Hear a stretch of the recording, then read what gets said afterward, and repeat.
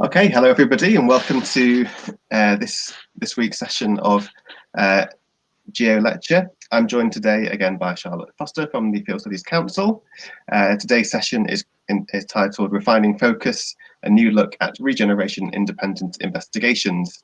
As usual, if you'd like to leave any comments for Charlotte, you can leave them in the chat box to the side. We'll read any of those out at the end. It may be helpful to have a pen and pencil and a paper to hand to take any notes. And you can find the presentation and the handout to this session on the event page if you'd like to download those now or afterwards. And you'll be able to find the live stream of this in the past events section of the GEO website. Okay, so I think I'll hand over to Charlotte. Thank you, Aaron. Cheers. Welcome, everyone. I'm Charlotte, as Aaron just said, Senior Tutor at FSC Blackford Mill, and also a member of the GA's Special Interest Group for Fieldwork and Outdoor Learning. So I've worked with lots of students in an area just local to our centre here in Suffolk that has been part of quite an extensive ongoing regeneration scheme. And regeneration is a really engaging and accessible topic for independent investigations. It's likely that we're all aware of or even affected by an area of regeneration, whether it's a need for it to kind of renew and develop our area, or whether it has successfully kind of turned our area around or not. But that's kind of exactly it for this tutorial. There's so much more to regeneration than the need for and success of schemes. So much interaction between stakeholders, different perceptions of the aims of the regeneration scheme, and a really fine balance between the economic, social, political, and environmental factors. So today we're going to be looking deeper into this topic within our tutorial on refining focus, a new look regeneration independent investigations, and see if we can go beyond that kind of idea just of need for and success, beyond that superficial level, and see how we can get a really in-depth and meaningful independent investigation within this topic. So let's get started. There we go, sorted. So as Aaron just said, you might want a notepad on which to make notes as we go, or you might have the handout sort of out already, ready to fill in those bits as we go. Some of the bits we go through might involve a task, so it would be great if you're doing that as we go. If you want to put any comments into the comment box to write out things you notice or things that come up from your task, that would be lovely to share as well. As it says here, you can view these slides as a slideshow so that the animations work as you go, and follow the links. Or if you see it in normal view, you might want to sort of copy and paste images out of it, that sort of thing, to help your notes. Hopefully you've got that kind of stuff sorted into hand. So to just talk a bit more about what we're going to go through, these are our aims for the session. We're going to explore ideas around regeneration that can help us broaden the range of options for independent investigations within this topic. We're going to identify exploration techniques that we can employ in the field, in our study area, to identify wider topics in the regenerated area, so we can sort of work out some techniques or some methods you might use to find what we're interested in. Once you've found that kind of in-depth interest, we're going to introduce some methods that might help us look at other elements of regeneration beyond the generic kind of need and success. And finally, to finish, what's fresh in our minds, we're going to reflect on opportunities that might exist in your own area, or an area that's well known for you, where you may well end up doing your independent investigation. So let's start off with what is regeneration. You almost certainly have a definition in mind from your studies. It's probably along the lines of upgrading and developing an area to improve the economic, industrial, commercial, social characteristics of the area, making them more viable for the future. Might also be about enhancing or changing their images or marketing that place. But to be a holistic process in the long term, we need to consider it from multiple angles. And this means the economic, social, and kind of environmental image-based elements. We might, kind of in geography key terms, see these elements as redevelopment, renewal, and rebranding. Now, if any of these is left out of a regeneration scheme, it can't be seen as holistic. Let's take a look at that. What happens if we don't include one of these? Well, as an example, if grants are given to support the economic investment in an area, and the image of an area is overhauled by marketing, the new businesses and employment opportunities will arise in that redeveloped area. However, if there's no social renewal, so we've kind of left off that element of the regeneration, improvements to housing in an area, maybe training or education to upskill people, or if the jobs created aren't matched to the needs or abilities of the local community, then the local economic development won't kickstart that positive multiplier effect for people in that area. In fact, it may even worsen the conditions. For example, if jobs are attractive to people outside the area and everyone commutes in, it will cause increased pollution and congestion. Or the local community might be priced out of the area as the businesses, products available, and house prices are all rising, and that's not suitable or needed by the original residents. Some of that chimes with a Cardiff Docks regeneration case study. It's quite old now, but you might have looked at that. So with this kind of concept of holistic regeneration in mind, this model, if you will, allows us to look in more depth at the process of regeneration and maybe identify some further things that we could research within it. So from this or any example you may have studied, we can see that many other geographical concepts and factors arise when we're considering regeneration. Let's have a look at some examples and actually a technique that you might use to explore it within your own area. So once we're thinking about regeneration, first step you might do is think about all the geographical concepts and ideas that are connected to regeneration, a part of that wider theme. So I've written some of those around here in purple. What you can then do is start to make links between them to really get into what's going on within a given regeneration scheme. So for example, the Castle Vale regeneration area, which is on the outskirts of Birmingham, is notable in that the roles of players or stakeholders have been looked at differently to ensure that the three elements, economic, social and environmental, are kind of brought together.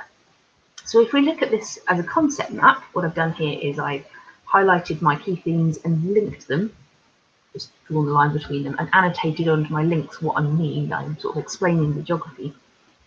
I can see that the housing association running the Castle Vale are not just landlords with an economic interest, but they also have been made stewards of the regeneration scheme, thus giving them a key responsibility in ensuring a socially sustainable approach and maintaining the image of the area. Equally, local residents and funders or business leaders in the area are given leadership roles within the regeneration scheme. So this approach empowers people within the social and economic makeup of the area and really promotes its continued success. And that's quite a quirky thing about this particular regeneration scheme. So it makes it specific to your own case study, if you like, or this was your independent investigation specific to your study topic. Much better than that generic regeneration scheme, if you like, regeneration study topic. Let's have a look at another example. In Ipswich, we can see I've linked here the ideas of marketing, identity, and economic opportunities. So during the Ipswich waterfront regeneration, independent stakeholders were in charge of redeveloping their patch, their area that they'd kind of invested in along the dockside. Of course, each one developed the area to their own needs, so education, residential, retail, leisure, and so on. This led to them shaping the sense of place to their own aims. The very modern university buildings, to the gentrified warehousing turned into flats. And initially this led to people perceiving the space as kind of disparate or not for them. It was an exclusive place just for some users and they fitted into it. If you just reflect on the process we've gone through here, what we've done is dug down beyond the idea of need for or success of regeneration, and in these examples, we've drawn out ideas that are really meaningful and specific to the area of study. This gives us a much richer and geographically meaningful area of potential study to explore in an independent investigation, and may lead us away from just kind of that overview of the regeneration scheme, whether it be the need for or the success of it. Let's have a go at explaining that in depth exploration of the idea of regeneration. So this, if you are using the handout, there's a space to do this. So based on a case study that you've covered or you know well, or a local regeneration scheme, if you have one, I'd like you to create a mind map of all of the issues, concepts or factors that surround that scheme. Try and be as specific as you can, so you can add detail by coming back to this later by all means, bringing in evidence from newspapers, blogs, statistics, if they're not kind of ready in your head, which if you haven't done it as a case study, they may not be. Then once you've done that, you can develop that into a concept map by making the links between the factors and annotating the links to explain the geography behind them. I'll give you a bit of time to have a look through that task and have a quick go at it. Obviously, you can come back to finish it off later.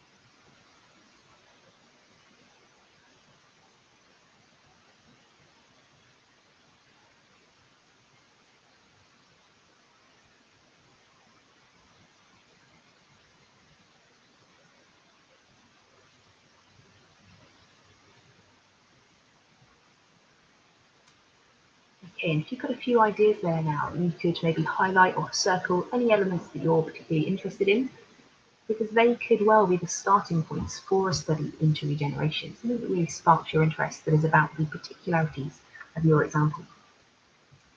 So through that process there, particularly the part 3, we can see that more in-depth and locally meaningful investigations can kind of arise out of your regeneration scheme. Research areas that are really important to the specific location you're looking at.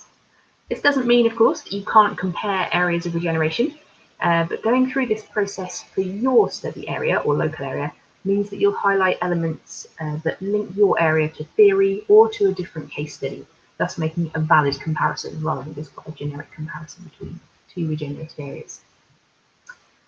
Picking a research focus like this also makes a study more manageable. So we aren't trying to capture all the elements that make up a regeneration scheme. We're sort of digging down and choosing one kind of more manageable one that we can go into in more depth within our 3,000 to 4,000 odd words. Okay. Hopefully you think that performing that kind of concept mapping to explore the details of your study area is a doable kind of thing, and you can see the potential it brings in arriving at a great and interesting topic. But what if you aren't yet sure what is interesting or pertinent, important in your regeneration area?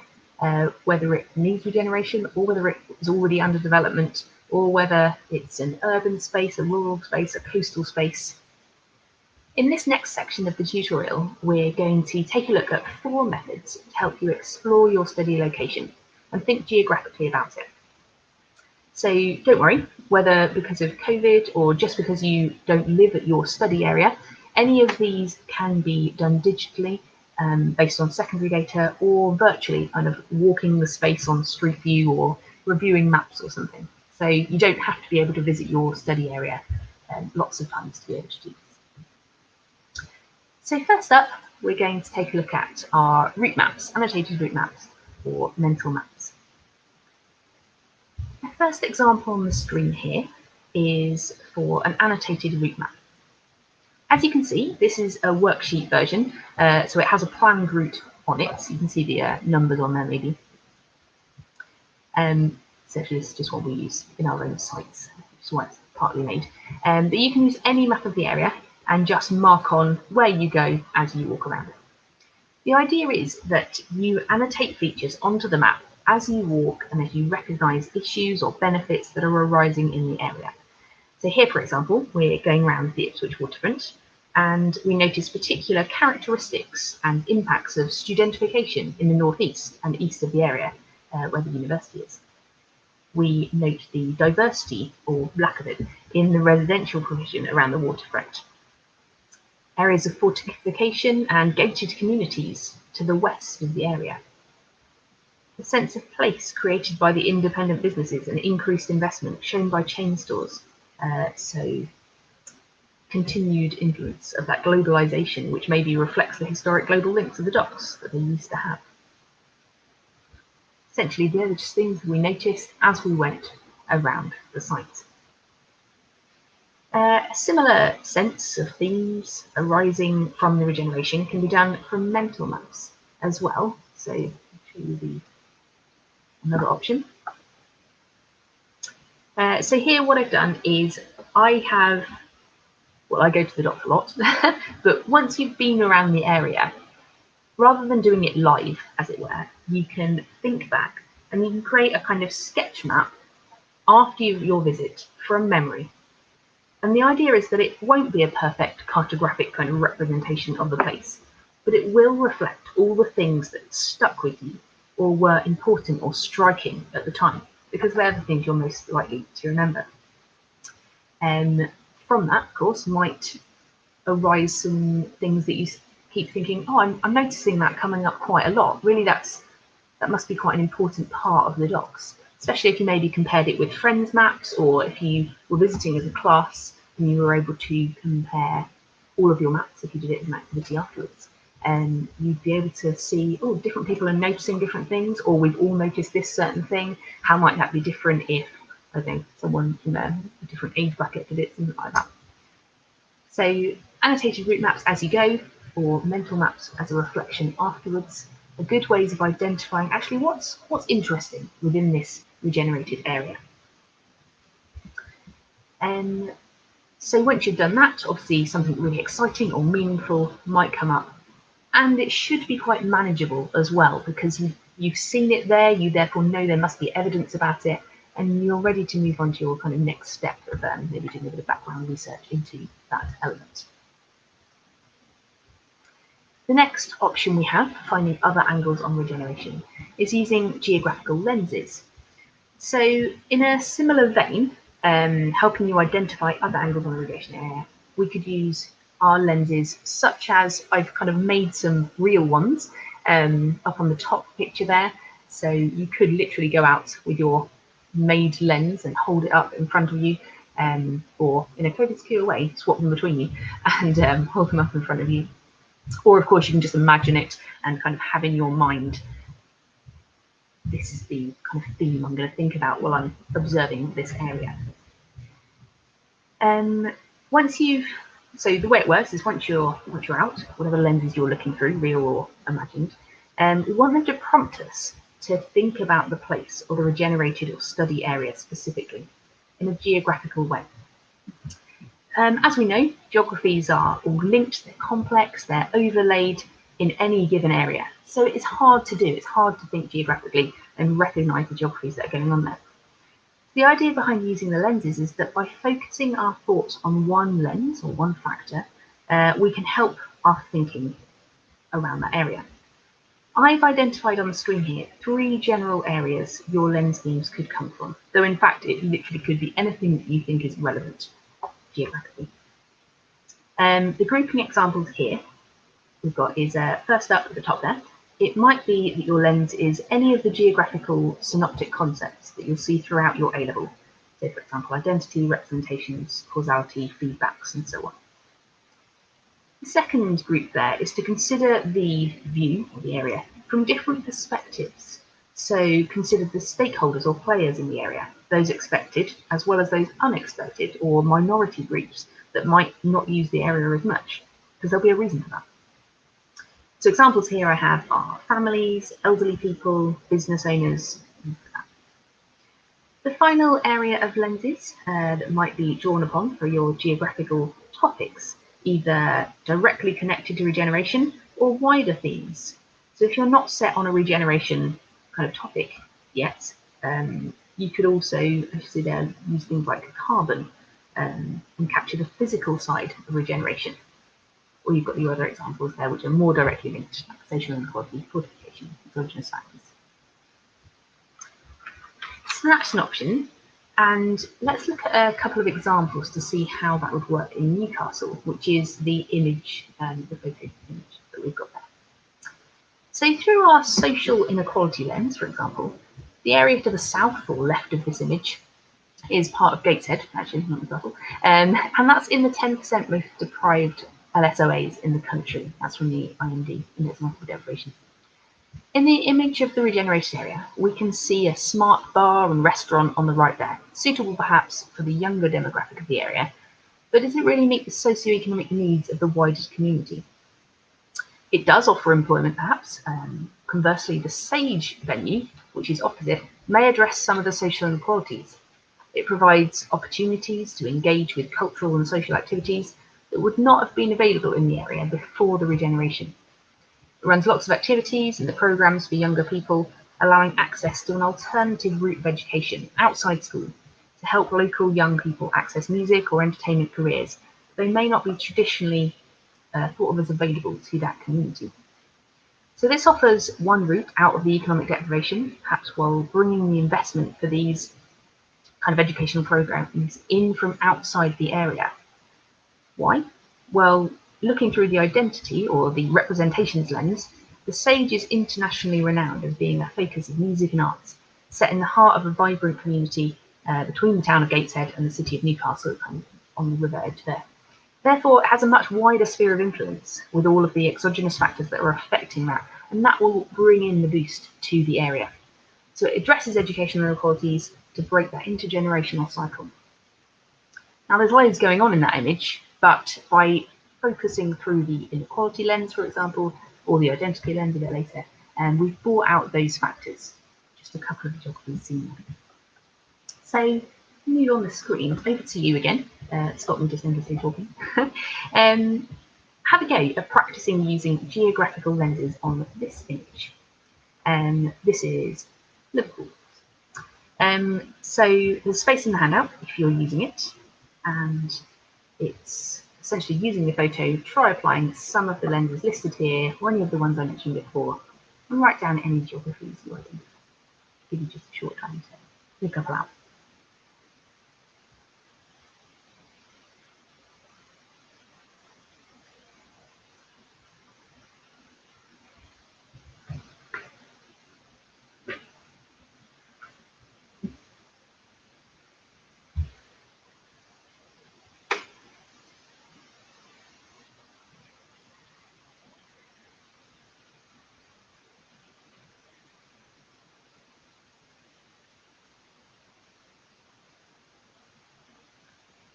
So it's just worth noting here again that there may be room to look at the interaction between physical and human geographies within the regeneration topic. So with the carbon lens here, just to kind of give you an idea of that physical side of things, perhaps we've considered the impact regeneration has had on the carbon sequestration. Maybe more green spaces or innovative green walls, etc., are put up in a redevelopment of some of the buildings. Maybe a more sustainable transport option or network has been put in as part of that programme, what's better designed connectivity allowing people to walk. Or alternatively, has an opportunity been missed to limit or impact our impact of the environment on this in this area.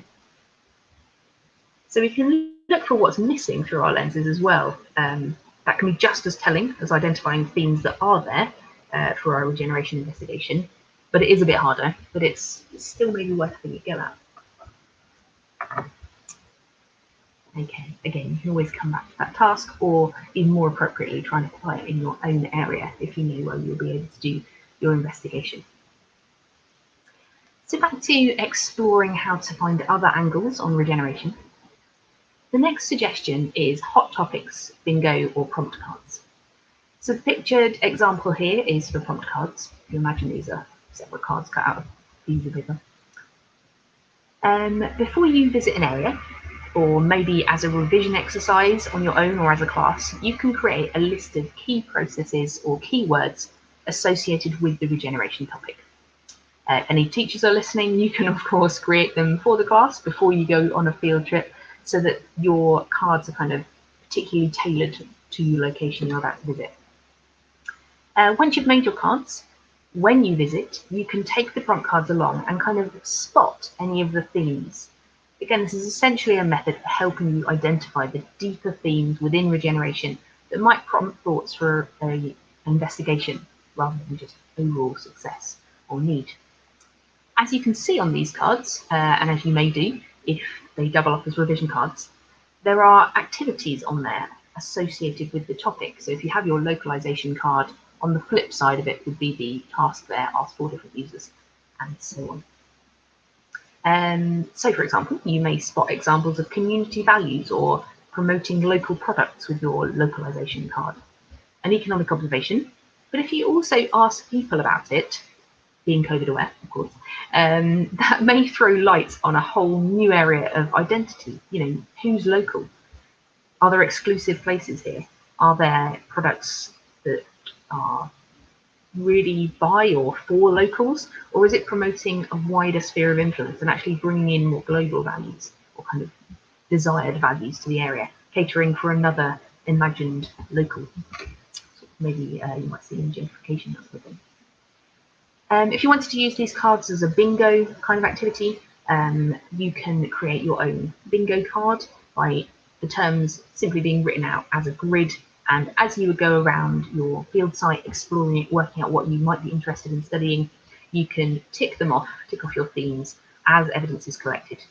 So it's a bit like a game to check you're kind of really looking and thinking geographically, or to see if you can find any evidence of a particular interest of yours in the study area. So if you already kind of know what you'd like, what you're interested in theoretically, you can tailor your prompt cards or your bingo sheets to give evidence of those certain features, and it'll just remind you to go around looking for those to see if that is an issue or something that's relevant in your potential study area. Okay, our next option for finding other angles on regeneration is hex linking. So for this final method, you might have seen a kind of form of this when you're planning essays or forming discuss arguments and that sort of thing. You can see in the photo there at the top, that is a student's version where they've made links between their observations. So that's kind of the end point, what you're aiming for with your hex linking activity. But how do we get there? The example I'm showing here is actually from my colleagues at Geographical, another FSC centre. So first up, when you're out in the field or your study location, your task is to write down any things you notice on your hexagon.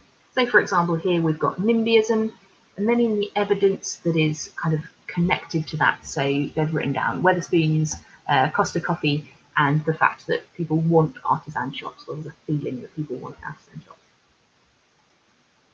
Once you're done going around and you've got all your hexagons filled out, back in class or after the trip, you can, even if you do it virtually, you can start to make links between the hexagons. So looking in more depth at what's going on around the overall regeneration scheme. So for example, from our NIMBYism card, we might notice a link with the idea of clone towns and losing that sense of identity because perhaps there are lots of chain coffee shops in the area, Costa Coffee being an example of it. Conversely, we might see other examples of localization in the area. So the evidence for that, local rents are subsidized for new businesses. So maybe that evidence comes from the regeneration scheme kind of policy documents, and they've recognized that, and they've noticed that, well, maybe that kind of subsidy is there because there is a desire for independent shops in the area, maybe to develop a different sense of place as part of the image, maybe to promote local businesses, local business owners. So it's kind of an economic kind of focus, who knows. But essentially we're recognizing the links between our themes and therefore building up a better idea of the regeneration scheme and actually what's going on in that particular area. So again, a quick activity for this that you can either do now or later. Based on a case study or local area of regeneration that you know well, I'd like you to have a go at identifying some of the listed features in your area. If you haven't already cut out some hexagons for the task, If you didn't look at the kind of background information, you may not have done that, and that's no problem. I've drawn some on the handout, so you can use those and just use arrows to show where you've linked. That's no problem. Essentially, though, if you take a look at the image here, this is the bull ring in Birmingham, but so kind of a commercial or retail regeneration this time, or you can use your own area. I'd like you to try and identify the features, put them on the hex cards, and then try to start making links between them. You can either annotate that on your sheet or just verbally explain it to kind of practice the process. Again, if you make a note of any areas of interest or highlighting links that you'd like to develop further, that could be your step into your NEA if you are doing it on a local area. I'll give you a short time to do that.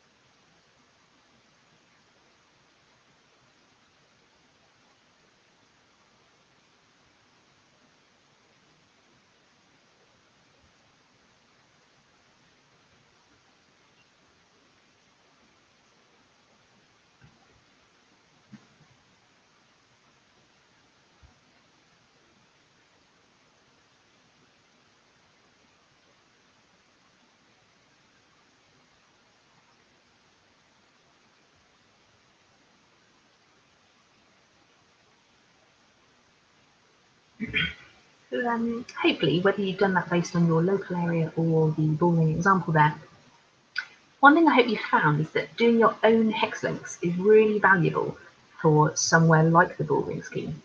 Factors in Birmingham that needed to be overcome by regeneration were multiple and varied. It's a really complex example, and I'm sure lots of us live near quite large examples of regeneration. Economic opportunities need to be addressed, ethnic tensions, social inequalities, community and levels of engagement. So by creating your hex links, hopefully you can see that there are so many links between all of these. It's so complex, it would be really difficult to explore and completely unmanageable to actually investigate and write up as a whole. But the links you recognise are all pathways into understanding the regeneration scheme in more depth, and would maybe form part of your investigation aim to study further as a more refined, manageable element of the regeneration, if any that arise in your hex links take your interest.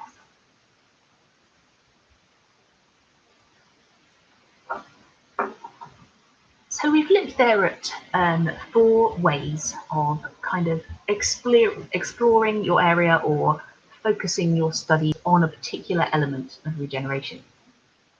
Once you've found that exciting element of regeneration that you want to work with for your investigation, you may now be looking for some methods to collect valid data. Hopefully you would be. So in this next section of the tutorial, we're going to be looking at some methods to help you explore these wider elements of regeneration. Some might be new to you, or maybe we can consider ways of adapting methods you already know. So we're going to cover here sampling strategies and expanding our thinking on that a bit, expanding on the need for regeneration, so maybe different ways of exploring the need, expanding on the success, again, different ways of understanding the success of regeneration, and how we might get data to show us what's going on in all of those elements. Okay. So first up is going to be our sampling strategies. Ultimately, of course, we want our sample of data to be representative of the area, to show us what the whole area or population is like. The kind of classic sampling strategies, I'm sure you know, stratified, random, and systematic, are probability sampling methods. So everything or everyone in that area has an equal chance of being measured or selected as part of your data. Now, this is difficult to do in many cases, especially in human geography, but this doesn't always matter, and actually considering some other sampling strategies may help us to see new elements of a regeneration scheme. So I'm going to show you some examples of that as we go through here, but on the end of this PowerPoint there is a page where it says taking it further, and there's a link to some alternative sampling strategies all kind of listed out on a website link there. So you can go into this in a bit more depth later if you wish. So the first one I've got here is urban drifting. Essentially, it's about taking a randomized route around the town. So the example I've got here is the whole kind of idea of urban drifting or urban routes is an idea from French psychogeography, and yeah, essentially taking any random route around the space. Show how random by the by random I mean odd. By the example here is in the shape of a shadow wall around the university campus. There we go. So it really doesn't matter the route you take, but essentially, if we think about what that means in terms of our regenerated area, a random route would be much more representative of, say, visitors to an area. So if the idea of your regeneration is to rejuvenate tourism, maybe at the coast or in a city area with some points of interest, something like that, that would be more representative of the route they maybe would take. The idea is that you don't stick to the same routes as the guided ones. So if through the structure of the regenerated scheme, you are guided in certain areas, you could follow those routes, or you can follow your own random routes. And actually, it'd be really interesting to compare. What are they trying to steer you towards? What are we trying to steer away from? Maybe telling us a bit more about the sphere of influence of that regeneration and actually the extent to which it's changed an area or transformed an area or not. As an example here as well, you can also guide it with cards. So if there's a picture here of someone using some cards, there's some example cards there. Rather than planning out your random transit almost around the area on a map in advance, you can take some random cards, flip through them, and kind of do what they say essentially to guide your route. So follow some glue, follow a hat. I would just say here it is worth taking a moment to consider your ethical considerations and your safety, your risk assessment if you're about to kind of embark on using those cards. So maybe in regeneration we're interested in subgroups of the population, for example, stakeholders. In that case, maybe quota sampling might be quite useful to us. So as many people as you need, it could be proportionate to maybe the relevance of those groups or proportionate to the demographic, something like that. Alternatively, we have diversity sampling. So in this case, you would be deliberately finding differences to enlighten you on conflicts maybe between the locals and visitors, differences in the length of habitation in that area, because people have lived there a long time and have seen the whole regeneration process. Maybe their view on a scheme might be quite different to people who have recently moved in and actually really connect with the new identity and the kind of sense of place of that area. Next up, we've suggested purposive sampling. In this case, you have a purpose to your study that needs to work with certain groups. So, for example, if you are working from the regeneration scheme policy or the plans, and you identify that the catalyst for a regeneration scheme was, or what the legacy was supposed to be, who they're targeting at, you may target certain groups with your methods to analyse their thoughts on the matter. And that would be purposive sampling. Essentially, if you have good access to the area, so something like snowball sampling, where individuals recommend who you talk to next, that may be useful in getting more in-depth and relevant views on an issue. But again, do beware with this type of sampling and snowball sampling. As with all non-probability sampling, actually, bias can be introduced. So, for example, with snowball sampling, you ask one person, they recommend a few others. You ask all of them, they recommend more, so it kind of builds up like a snowball. You are quite likely to be recommended people with similar views or who kind of support their ideas or who the participant thinks will be supporting your ideas and what you're trying to find out. So again, it is well worth doing a kind of critical evaluation of any sampling strategy you might consider choosing and consider how it will have a knock-on impact on your conclusions. Just because you do introduce bias is not necessarily a bad thing, as long as you acknowledge that potential bias and comment on, in your conclusions, how it might limit the extent of your conclusions. That is fine. Okay. So as I say, there's a bit more on sampling towards the end of the PowerPoint and the links, if you did want to look at those further. Next up, though, we're going to look at opening up those options and look at methods to explore the wider elements of regeneration in terms of in an area that needs regeneration. So if you are working in an area where you know there is a need for regeneration, you've found some elements, actually you want to look into this further, perhaps these methods might be new to you, or you might consider adapting some of these. So once you've defined your idea, some of these might be valid for what you want to look at. And the first one up here is land use mapping. Now, the first thing that's really important is when you're creating anything that involves your own criteria, you make sure they're really valid, they are fit for purpose and giving you data that's helpful for you answering your aims or testing your hypotheses. So you might have heard before of a rice pots method of land use mapping, where you split the land uses into categories: R for residential, I for industrial, C for commercial, and so on. So the rice pot method.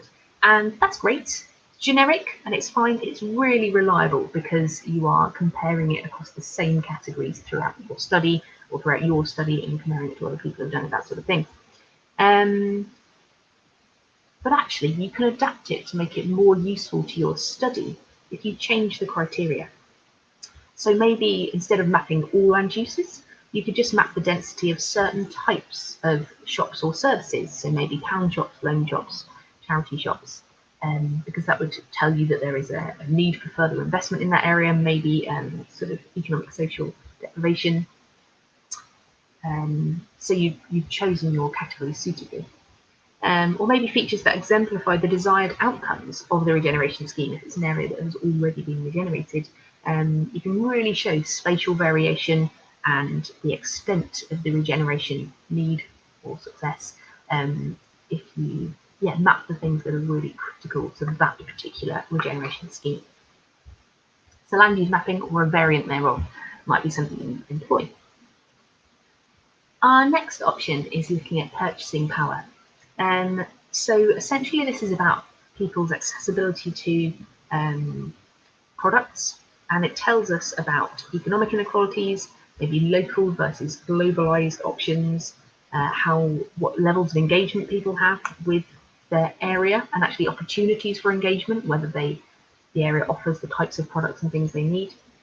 And the method you would use to do this is essentially write a shopping list and attempt to purchase those items, or you don't need to buy them, of course, but go around and list whether that item is available, what it costs in that area, maybe the range of choice. So is there just one branded product, or is there quite a range? Are there local versions of it?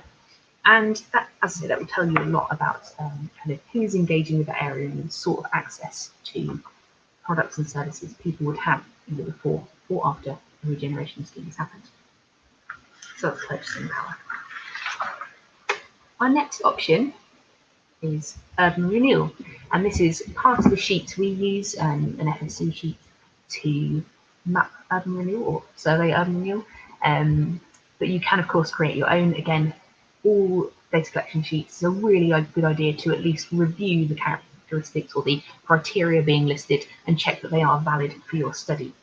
In this case, we've got some indicators of growth and decline, and you basically go around, you tally the indicators of growth, tally the indicators of decline, take one away from the other, and it shows you the extent. It's kind of a pseudo-quantitative version of showing you the extent of growth or decline in an area.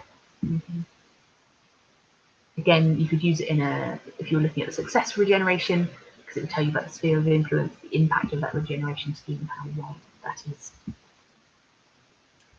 Next up, we've got crime surveys. So we're moving on to the kind of the social elements here, social elements and services. Now, I'm sure lots of you have done a crime survey.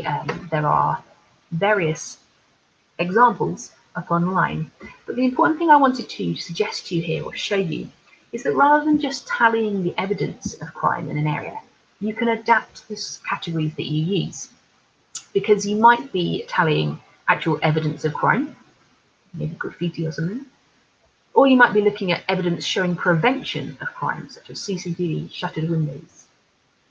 Or maybe features that are designing out crime, so putting in bollards, putting in open fences, traffic calming measures. Or factors that increase the likelihood of crime, such as property on display, narrow alleyways, poor lighting, that sort of thing. So taken separately for analysis, this could tell you much more about pride in the area, sense of community, areas that are more or less vulnerable to crime, and you can explore why that might be, rather than just giving it a generic crime score. Our next option here is connectivity. So this is an example sheet of accessibility and a connectivity audit. Essentially, it tells you about social polarisation or marginalisation depending on access to transport or alternative options.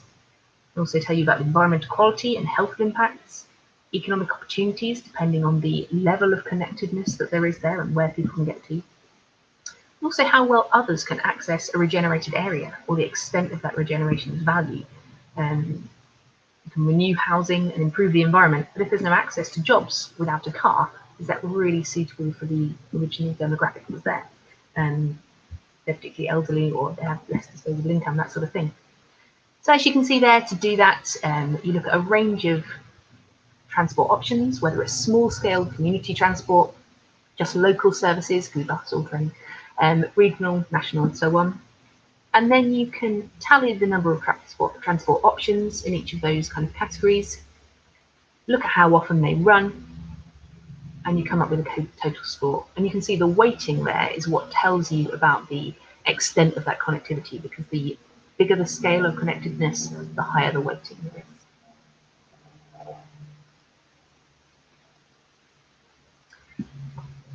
One of the last things we've got up here is the idea of big data, using big data as primary data. If you manipulate large data sets yourself, it is primary data. So it doesn't just count as secondary data, it counts as primary data if you manipulate it for your own means and kind of work with those numbers, if you like. And we can use this to paint a picture of the deeper trends within an area, or look at more difficult to access or sensitive data.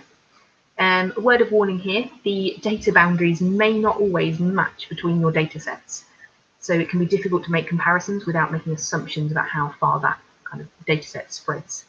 If you can, use higher resolution data as you can, the best quality analysis, and Acorn, the Acorn data set is quite good for doing that. That's really high definition data that looks at provision of consumers and community services and mapping those, say by CACI. So you can look that up if you wish, Acorn data. So these are really useful parameters. There are often really good ones available on the census, for example. This example is shown from DataShine. So you might get educational parameters, even information on central heating types or tenure. So in this example for Ipswich, we can see there is a significant percentage of new housing around the docks, and that's privately rented. 91.9% is shown on there. Well, does that make the area accessible to all residents that formerly lived around the area?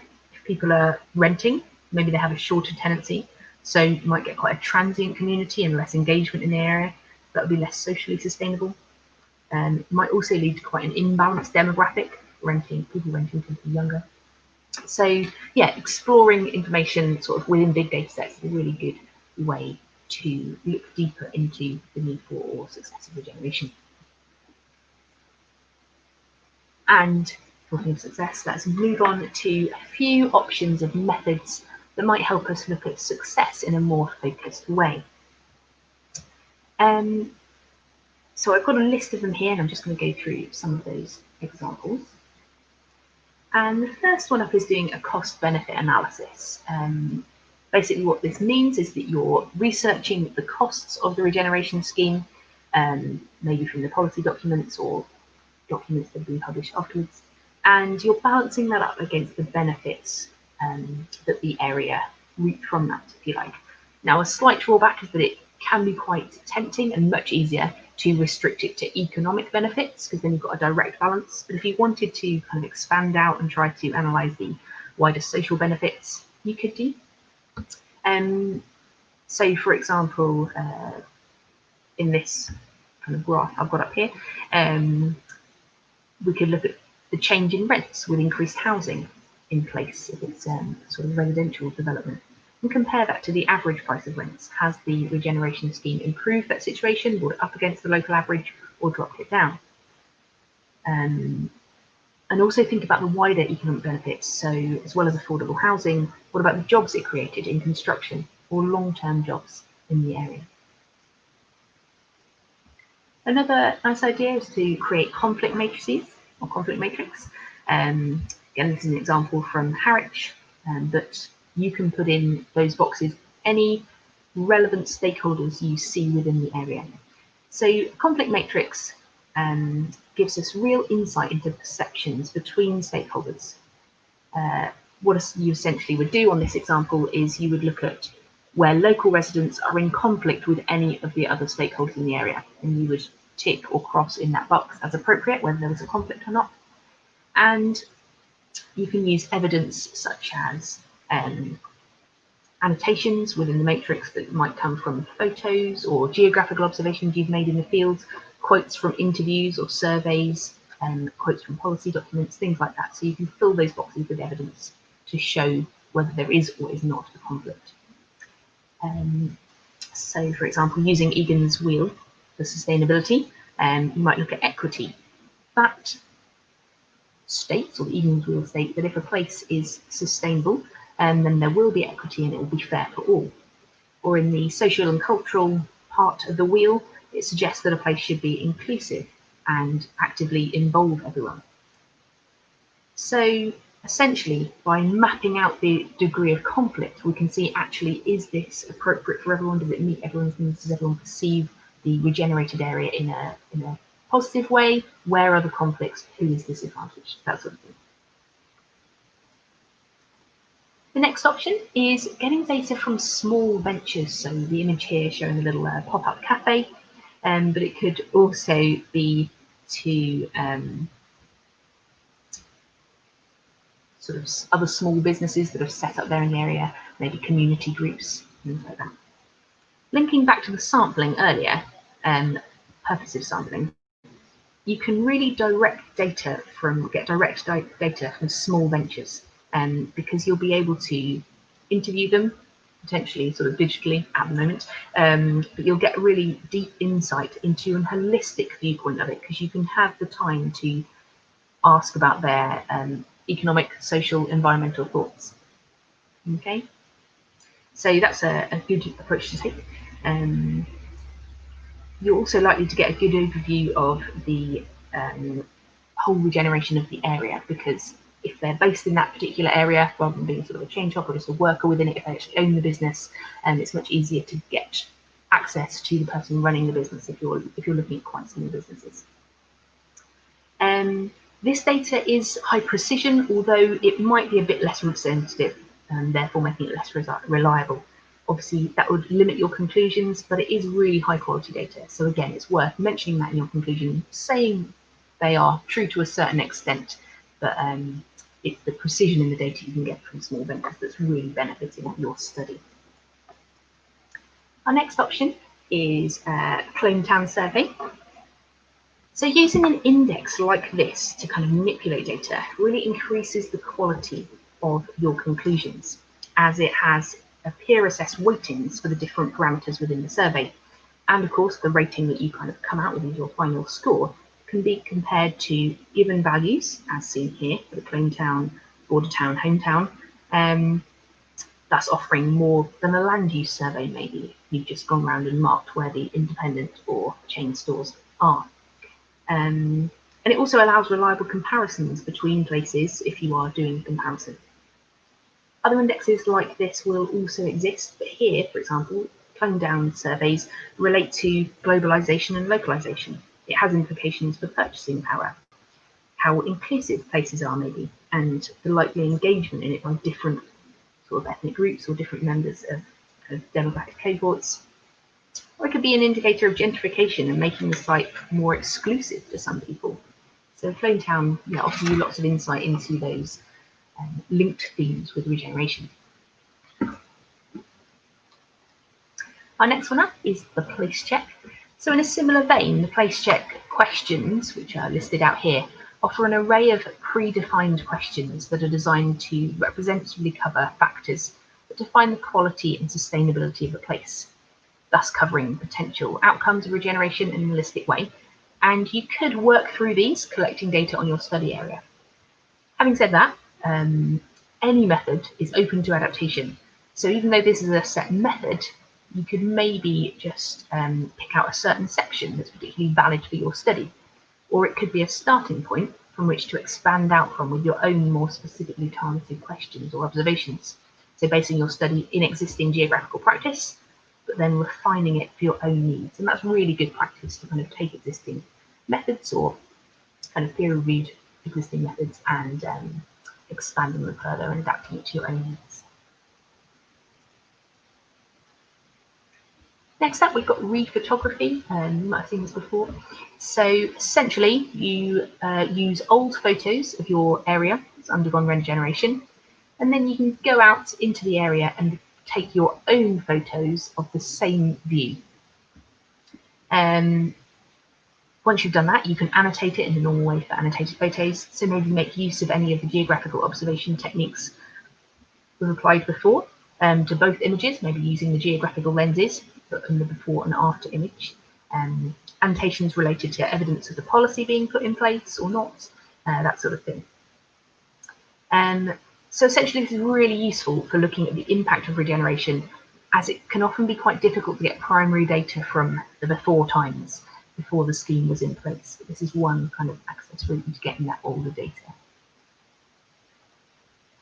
Last up here, we've got walkability surveys. So this method involves surveying an area to assess how accessible it is, how easily it can be navigated, moved around, and used by different users of the area. This spider diagram here addresses some of the elements you may include, and as you can see, the method may give insight into how successful a regeneration process has been or what needs to be addressed. So whether you're looking at certain elements of the regeneration policy or plan, inclusive spaces created, how connected a place is, social inequalities, and whether the area meets everyone's needs, you can kind of map that. And actually, it's also really good, as you can see the website extract there, which is linked below. You can compare the walkability of your area to other areas, so you've got that wider context again. It's really useful to bring in. So that kind of covers our methods that you might like to bring in involving your study, to maybe address some of those needs for or successive regeneration in a more in-depth way. If you have any questions about any of those, do by all means pop in the inbox there. I'm going to leave you with just a few kind of reflections. First up, while it's fresh in your mind after you've watched this tutorial, it might be a good idea to kind of think back over your particular area. So anywhere you have access to where a regeneration scheme has taken place or could be done with, and kind of think about how you could apply any of these methods in your locations. And as you can see here, there's loads of variation in a regenerated area. We've looked quite a lot at Docklands waterfronts, so the London Docklands are shown there. There's also retail and commercial spaces like the Bullring we had earlier, image of Stratford here. There are coastal sites or rural areas that might need to be revived or overcome deprivation or diversified to meet the needs of the modern economy. So for example, here we have Whitley Bay in the northeast. There are of course residential schemes and social or community services, improving transport links. So there's a lot of scope within regeneration, not just kind of your classic shopping area or Dockland area. But yeah, well worth having a reflect on what you think, where you think you could apply it and how these methods might work for you. As I mentioned, we can take it further. I've got a few links on there to some of the stuff we've been talking about, just sort of some extra reading or extra places to go for data and information. And finally here we've got some links, as on the other tutorials, from the awarding organisations and from the GA and the FSC, where you might be able to use ideas from those to take this further and help you along with your independent investigation. Hopefully you've found some of that useful, or it's just opened your eyes a bit to actually what you could go into in more depth in your regeneration study. But now I assume Aaron is there somewhere. And I don't know if any of you had any last questions. If you do, by all means pop them in the box there and we'll have a go at them. Thanks, Charlotte. Yeah, that was a really, really interesting and really helpful session. I think we'll just give people a couple of seconds just in case there are any questions, and I'll just take this opportunity to remind you again that you can download the materials from today's session on the event page, which you can find in the past events section. That's also where you'll find the full stream if you want to show it to your students or anybody else at a later date. And if you want to sign up for any future events, you just need to go to the events section of the GEO website and do exactly what you did for this one. So I don't think we have any comments or questions this time, so I think we'll leave it there. So thanks again, Charlotte, and thanks everyone for joining us. Thank you.